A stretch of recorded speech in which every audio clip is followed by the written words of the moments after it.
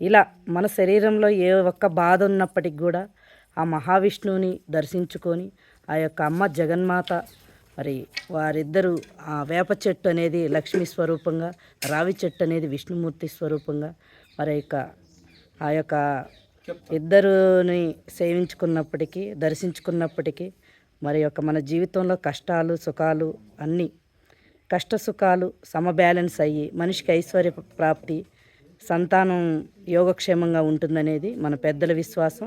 ఈ యొక్క క్షేత్ర మహిమ విశ్వాసం కూడా. మనకి పూర్వకాలంలో ఆయుర్వేద శాస్త్రం అని ఒకటి ఉండేది, ఇప్పుడు కూడా చలామణిలో ఉంది. ఋషీశ్వరులు దాన్ని ఆయుర్వేదాన్ని ఎక్కువగా జనంలోకి తీసుకొచ్చారు. పూర్వకాలంలో పిల్లలు గనక అంటే స్త్రీలకి గర్భదోషాలు గనక ఏమన్నా ఉంటే రావి చెట్టు వేప చెట్టు ఉన్నటువంటి చెట్లకి తిరగటం వల్ల వాళ్ళల్లో ఉండేటువంటి బ్యాడ్ వైబ్రేషన్స్ ఏమన్నా ఉంటే గర్భదోషాలు నివారణ చేసి వాళ్ళకి సంతానోత్పత్తికి కావాల్సినటువంటి తరంగాల్ని అందజేసేది రావి చెట్టు. కాబట్టి పూర్వం నుంచి మనకి రావి చెట్టు వేప చెట్టుని లక్ష్మీనారాయణులాగా అవతారంగా చెప్పేసేసి పెడతారు. కాబట్టి ఇక్కడికి వచ్చినటువంటి వాళ్ళు ఎంతోమంది, ఇప్పుడు నేను 22 సంవత్సరాల్లో ఇక్కడ మనకి ఎంతోమంది పిల్లలు లేనటువంటి వాళ్ళు ఆ మంత్రం చదువుకుంటూ దీని చుట్టూ తిరిగిన వాళ్ళు చాలామంది, అట్లా ప్రాబ్లమ్స్ క్లియర్ అయిన వాళ్ళు కూడా ఇక్కడ చిన్న చిన్న పనులన్నీ చేపించారు వాళ్ళే. ఈ పూర్వంలో ఈ చెట్టు వేసినటువంటి అతను ఇక్కడ సేవ చేశాడు. ఇక్కడే పేర ఎక్కువ ముప్పూరి పేరయ్య అని చెప్పేసి కామేపల్లి బ్రాహ్మణపల్లి గ్రామ వాస్తవ్యులు ఆయన ఏర్పాటు చేసిందన్నమాట వీటిని. వాళ్ళ అబ్బాయి వాళ్ళు వేపించినందుకు గుర్తుగా ఇవన్నీ కట్టించి కింద గచ్చు కూడా ఏర్పాటు చేశారు వాళ్ళు. అట్లాగే ఇక్కడికి ఎక్కడైనా దేవస్థానంలోకి వెళ్ళినప్పుడు అక్కడ అధిష్టానం రావి దేవత అంటే రావి స్వామి లక్ష్మీనారాయణ మూర్తి కాబట్టి మనకి అక్కడ ఎవరైనా ఉంటే ఇట్లా ప్రదక్షిణలు చేసుకొని కోరికలు తీర్చుకోవాల్సిందిగా కోరుతున్నాం.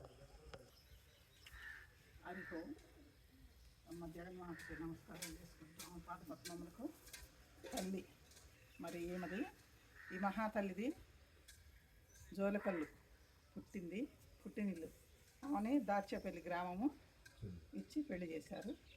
తర్వాత ఆ మహాతల్లి పూర్వజన్మ పుణ్యవశమున ఆమె యోగిని.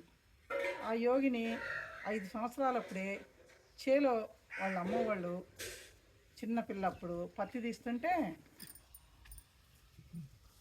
అక్కడి నుంచి మిస్ అయిపోయి మహాముని తీసుకొచ్చి మరి ఇక్కడ వాళ్ళ యోగులు ఎంతోమంది తపస్సు చేస్తుంటే మహామునులు వాళ్ళ దగ్గర ఆమె కొన్ని మంత్రాలు చెప్పి చేసి 3 రోజులు ఇక్కడే ఉంచుకున్నారని, మరి వాళ్ళు ఎంత ఎతికినా అమ్మ కనపడలేదని, తర్వాత 3 రోజులు తీసుకెళ్ళి ఉంటావా అమ్మ నువ్వు వెళ్తావా అంటే అమ్మ ఏం చెప్పింది, నేను వెళ్తాను అన్నదంట. అంటే తీసుకెళ్ళి మళ్ళీ ఆ చేలోనే వదిలిపెట్టారు. అప్పుడు చూస్తే 3వ రోజు అమ్మ కనపడ్డది.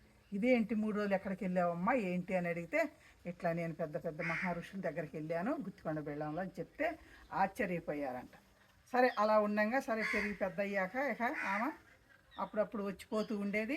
తర్వాత ఏం జరిగింది, పెళ్ళి చేసి అత్తగారింటికి పోయాక కూడా ఒకరోజు చెప్పారంట, ఋషులు ఏం చెప్పారంటే, నువ్వమ్మా ఎప్పుడైతే మా దగ్గరికి రావాలనుకుంటే కళ్ళు మూసుకొని ఒక మంత్రం ఇచ్చారు, ఆ మంత్రం నువ్వు చదువుకుంటే మా దగ్గరకు వస్తావు అని చెప్పారు. అప్పుడు ఏం చేసింది అమ్మ, కళ్ళు మూసుకొని ఆ జపించగానే ఆ మహర్షుల దగ్గర వచ్చి బిళ్ళంలో ఉండేదంట. ఆ నైటు అత్తగారు చూసి ఒకరోజు లేచి చూస్తే లేదేమో, ఎక్కడికి వెళ్ళింది ఈ టైం అప్పుడని వాళ్ళందరూ ఆశ్చర్యపోయారంట. అప్పుడు కొడుకు చెప్పింది, ఎవరో ఎక్కడికో వెళ్తుంది కనపడకుండా నైట్ ఎక్కడికో వెళ్తుందంటే సరే రేపు చూద్దామని రేపు పట్టుకుందాం అనుకున్నారు. ఆ చూసి ఏముంది వాళ్ళిద్దరు కాపలా కాశారంట. ఆ కాపలా కాసేసరికి అమ్మ ఏంది ఇలా ధ్యానం చేసుకుంటూ కళ్ళు మూసుకుంటే ఇలా లేచి వచ్చేసి ఇక్కడ వాలింది.